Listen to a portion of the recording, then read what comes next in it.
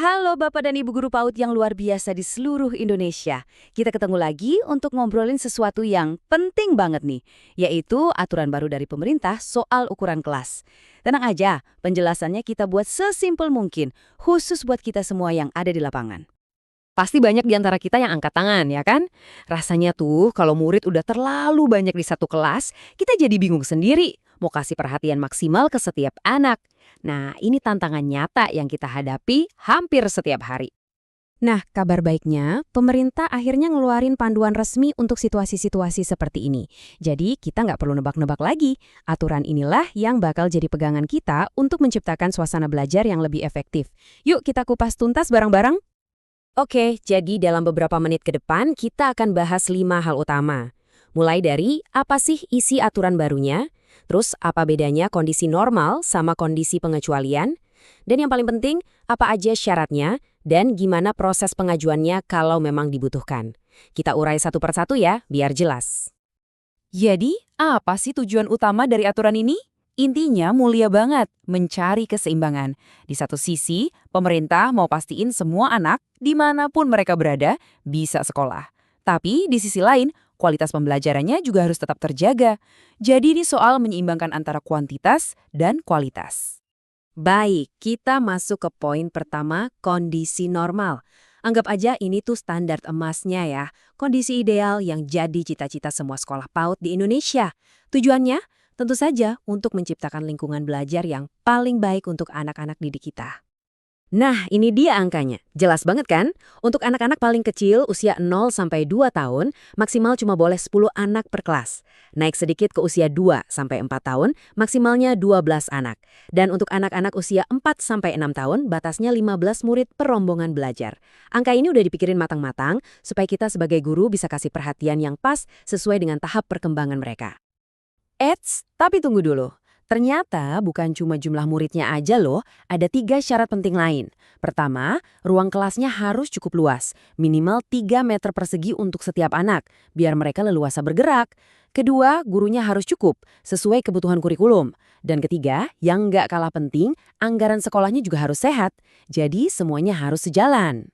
Jadi biar gampang, kondisi normal itu adalah saat sebuah sekolah bisa mencantang semua kotak persyaratan ideal tadi. Jumlah murid pas, ruangan lega, guru cukup, anggaran aman. Inilah target kita bersama. Oke, sekarang kita bahas skenario yang berbeda.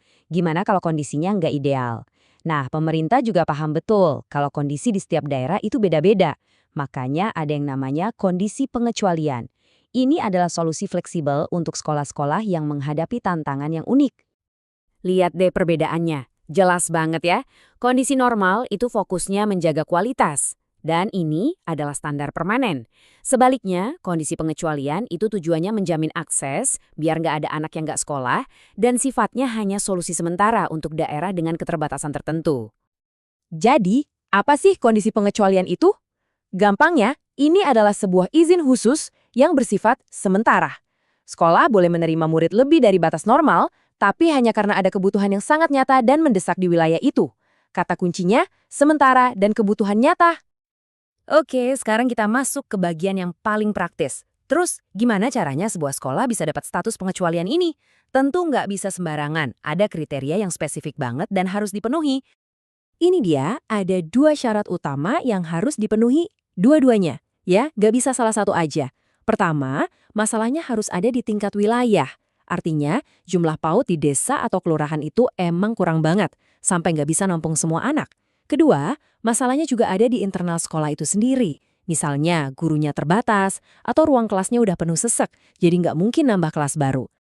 Nah, kalau misalnya sekolah bapak atau ibu merasa memenuhi kedua syarat tadi, lalu gimana cara mengajukannya? Tenang, prosesnya ada dan kita akan lihat panduan langkah demi langkahnya sekarang. Prosesnya ada 3 langkah sederhana.